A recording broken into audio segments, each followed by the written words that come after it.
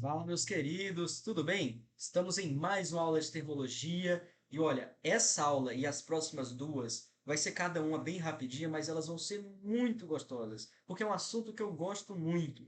Até agora a gente viu o que é calor, mas nós não vimos como que o calor ele se propaga. Quer dizer, a gente sabe que o calor ele é uma energia térmica em trânsito, mas como que acontece esse trânsito de energia térmica? É o que a gente vai ver na aula de hoje. Existem essencialmente três meios de propagação do calor. A gente vai ver um na aula de hoje, outro na aula, não sei se vai ser hoje para você, né? Mas outro na próxima aula e outro na outra aula, beleza? Então as próximas três aulas, contando com essa daqui, vão ser sobre meios de propagação do calor. O primeiro meio, então, eu já comecei com o desenho pronto dessa vez, não fica triste, tá? Mas é porque eu não ia conseguir fazer esse desenho na hora da aula. Então, olha só. O primeiro meio de propagação, ele é chamado de condução. Condução térmica, ou simplesmente condução. Sabe quando que ele acontece? Imagina que eu pego aqui água mesmo, como se fosse uma panela, e pego aqui também uma boca de fogão.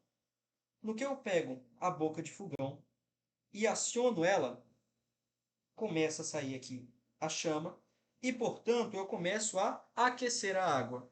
Até o momento em que, por exemplo, essa água é levada à fervura. Então eu tenho água fervente. Essa água fervente está, por exemplo, a uma temperatura de 100 graus Celsius. O que acontece é que, olha, o calor ele não foi transferido para a barra. O calor ele foi transferido para quem? Para a água, não é verdade? Só que a barra está em contato físico com a água quente. E por isso você sabe, por exemplo, que se você encostar, né, se você pegar a sua mão e encostar aqui na outra extremidade da barra, que está bem distante da água, você ainda vai sentir ela quente. Quem nunca foi no restaurante self-service e foi pegar um dos pegadores, que geralmente é feito de metal, de um bom condutor térmico, e acabou se queimando, porque ele estava lá há muito tempo, e como ele estava lá há muito tempo, deu tempo, né? Falei tempo muitas vezes aqui, mas deu tempo de haver o fluxo de calor. O fluxo de calor da região de maior temperatura para outra extremidade. Então, quando eu tenho esse contato entre a barra metálica e uma fonte de temperatura, aqui uma fonte de calor, digamos assim, vai ser formado na barra um gradiente de temperatura. Já até deixei pronto. Então eu vou ter um gradiente de temperatura. A extremidade da água que está, desculpa, da barra que está colada na água fervente, é claro que ela vai ter a maior temperatura possível. A maior temperatura. E a outra extremidade, ela vai ter a menor temperatura. A menor temperatura. E o fluxo de calor vai se dando aqui de baixo, aqui para cima. Mas o que importa é, existe esse fluxo de calor. Mas a pergunta que fica é, olha, eu até entendo como que essas moléculas aqui de baixo, que formam a barra, como que elas aumentam a temperatura delas. Mas como que esse fluxo de calor se dá de baixo para cima? O que acontece é o seguinte, lembra que quando a gente faz um zoom numa estrutura metálica, por exemplo, numa estrutura sólida, na verdade, eu tenho aqui esse zoom A que eu vou dar com você. Esse zoom A. Nesse zoom A que eu dou, se você for ver, o que você vê, lembra de umas aulas atrás de como era importante? Olha só. Vou voltar bem para trás. Bem para trás. Bem para trás. Opa, um pouco mais para frente. Um pouco mais para frente aqui. Olha como é a estrutura dos sólidos. Nos sólidos, as moléculas estão bem encostadas uma na outra. Afinal, o sólido é aquele que tem a menor distância entre moléculas. É o maior grau de empacotamento. Então, vou voltar para lá. No nosso zoom, o que nós temos são várias moléculas, uma bem perto da outra, várias moléculas, uma bem perto uma da outra. E essas moléculas é como se elas estivessem conectadas. Conectadas pelo que a gente chama de ligação química. Então, é como se a gente tivesse as moléculas. No caso de uma barra de ferro, não são moléculas, né? Você sabe que são átomos, mas não tem problema. É uma coisa mais ou menos no mesmo sentido.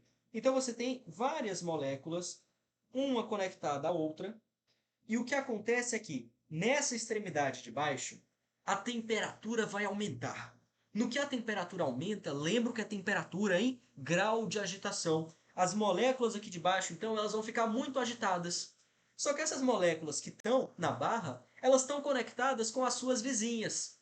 Então, na hora que uma molécula começa a vibrar muito, a se agitar muito, essa agitação ela vai se propagando para as demais moléculas, porque elas estão conectadas. Elas estão conectadas uma à outra. Então, essencialmente, é isso que acontece. É isso que acontece. Há uma propagação, vou escrever para você. Há uma propagação da agitação entre essas moléculas. Propagação da agitação. No que a molécula aqui de baixo começa a vibrar mais rápido, porque ela está sendo aquecida, ela faz a vizinha dela vibrar também. E essa vizinha dela faz a vizinha da vizinha dela começar a vibrar. E é assim que o calor vai se propagando ao longo de toda a barra. Olha que coisa legal. Quero que você perceba. Olha o que a gente está construindo aqui. A gente não está te fazendo decorar nada. A gente está construindo conhecimento. Só sabendo qual é a estrutura de um sólido, que as moléculas são bem próximas umas das outras, e sabendo a definição de temperatura, você entende como que acontece o processo de condução. Então, o processo de condução, anota, ele é um processo que acontece molécula a molécula. Um processo que acontece molécula a molécula, por meio de uma propagação da agitação.